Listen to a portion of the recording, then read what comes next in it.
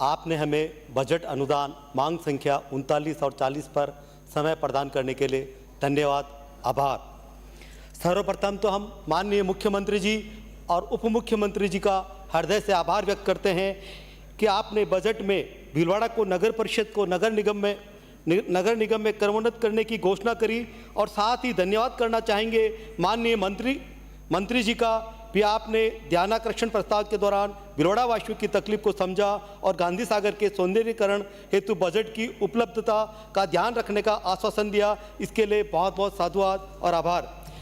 माननीय वरिष्ठ सदस्य अनिता जी बघेल का जो सुझाव है, हमें अपने निकायों को आर्थिक रूप से मजबूत करना चाहिए, उसको मैं समर्थन करते हुए मेरा ये सुझाव है कि जिस तरह केंद्रीय सड़क व परिवहन मंत्री माननीय नितिन जी गडकरी द्वारा सारे एनएच को एक रोल मॉडल के रूप में बनाया और साथ ही उससे आर्थिक सर्जन भी किया गया, यह विकासशीलता और मैनेजमेंट को दर्शाता है। उसी तरह हमें सभी नगरीय निकायों को भी आर्थिक रूप से सुदृढ़ बनाना चाहिए ताकि उनके साथ साथ शहर का भी विकास हो सके।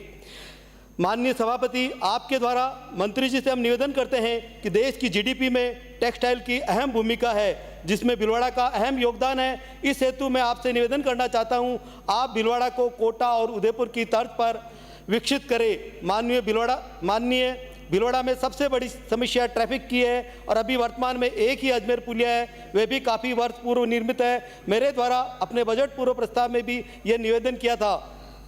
आज पुनः मैं निवेदन करता हूं, भीलवाड़ा हेतु आप एक एलिवेटेड रोड और एक आरओबी की घोषणा करें, जिससे कि भीलवाड़ा में ट्रैफिक की समस्या से आम लोगों को निजात मिल सके। भीलवाड़ा शहर के मध्य नेहरू तलाई नाम से एक जलाशय है। शहर के मध्य होने के कारण ये शहरवासियों का आकर्षण का केंद्र रहा है, मगर अभी ये अपनी सुंदरता खोते जा रहा है। इस हेतु मेरा मंत्री जी से विशेष निवेदन है, उक्त नेहरू तलाई के सौंदर्यीकरण हेतु एक विशेष परियोजना स्वीकृत करें, जिससे इसकी पुरानी रौनक और बढ़ेगी। भीलवाड़ा में वर्तमान में लगभग 280 पार्क है, पर पार्कों की हालत बहुत खराब है। मेरा यह सुझाव है कि उक्त पार्कों को सबसे पहले जिस कॉलोनी में स्थित है वहां की कॉलोनी विकास समिति को रख रखाव हेतु दिया जाए, जिससे इनकी सौंदर्यीकरण का कार्य अच्छी तरह से किया जा सके। भीलवाड़ा में जहां एक पुरानी सभ्यता व संस्कृति का आईना लिए पुराना भीलवाड़ा है, जहां पर सकड़ी गलियां और रोड सकड़ा होने के कारण आवागमन में बहुत परेशानी रहती है। इन सकड़ी गलियों में जो विद्युत तार जा रहे हैं, उसके कारण कभी भी हादसा होने की आशंका रहती है। मेरा मंत्री जी से आग्रह है, भीलवाड़ा की विद्युत लाइन को अंडरग्राउंड किया जाए, जिसकी शुरुआत पुराना भीलवाड़ा से होते हुए शहर के मध्य और फिर संपूर्ण भीलवाड़ा को लिया जाए। आए दिन हम नगरीय विकास संस्थाओं में भ्रष्टाचार की खबरें आती रहती है। इस हेतु मेरा ये सुझाव है, सभी नगरीय विकास संस्थाओं पर 6 माह में ऑडिट किए जाए, उनके द्वारा किए गए कार्यों को निष्पक्ष जांच कर रिपोर्ट प्रस्तुत की जाए, ताकि किसी भी घोटाले को रचने से पूर्व रोका जा सके।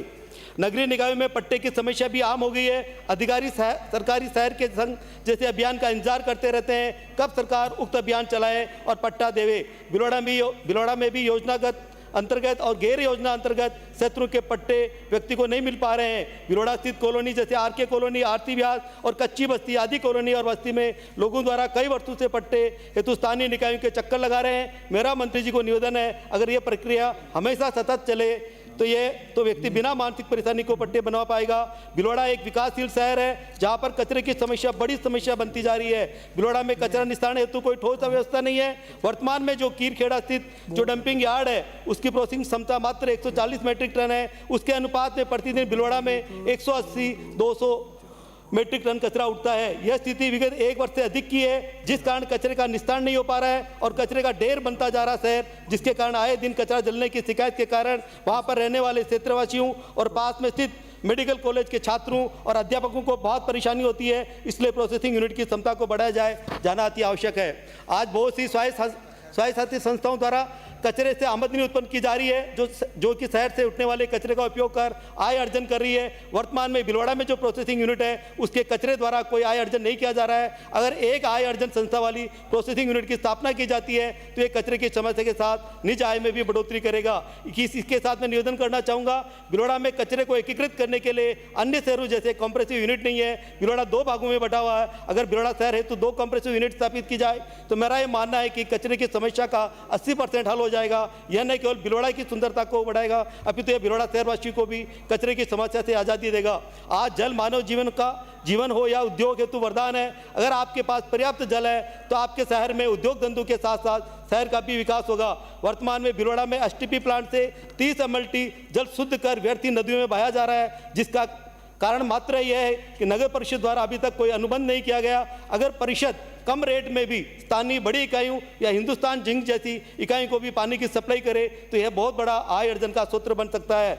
भिलवाड़ा शहर में अन्य शहरों के समान बेसहारा गोवंश का सड़कों पर बैठने की समस्या है। चुनाव के परिणाम बाद भी अभी तक 700 गोवंश तो परिषद द्वारा पकड़े जा चुके हैं और आगे भी पकड़ने के लिए तैयार है। पर मुख्य समस्या है भिलवाड़ा में अभी केवल एक गौशाला काइन हाउस स्थित है, जिसकी क्षमता भी लगभग 1000 गोवंश की है, जिसकी तुलना में भी 1000 से अधिक गोवंश रखे गए हैं। अगर भिलवाड़ा में एक और गौशाला खोलने की घोषणा की जाए तो सड़कों पर बैठे बेसहारा गोवंश की समस्या का समाधान किया जा सकेगा।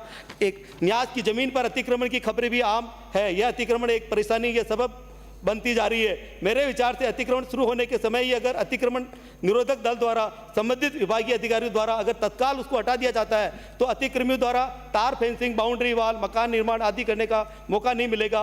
इसके सार्वजनिक हित की भूमिका हेतु सुरक्षित रहेगी, आम जन को अतिक्रमण से मुक्ति मिलेगी। इसी के साथ मेरा सरकार से अनुरोध है, अतिक्रमण जनहित को प्रभावित करता है। ऐसे कार्य को तत्काल रोकने के लिए प्रत्येक मुख्यालय पर अतिक्रमण निरोधक दल टास्क फोर्स का गठन हो, जो क्षेत्र में हो रहे अतिक्रमण को चिन्हित करे, उसको रोकने और हटाने की कार्रवाई करे, अतिक्रमण पर अंकुश लगाया जा सके। साथ में सीवरेज की प्रॉब्लम भी है तो आप सीवरेज को भी देखिएगा सर। और वाल्मीकि समाज को हम नमन भी करते हैं और उनको पहले प्रथम उनको स्थान दिया जाए। धन्यवाद। जय हिंद, जय भारत। विनोद कुमार।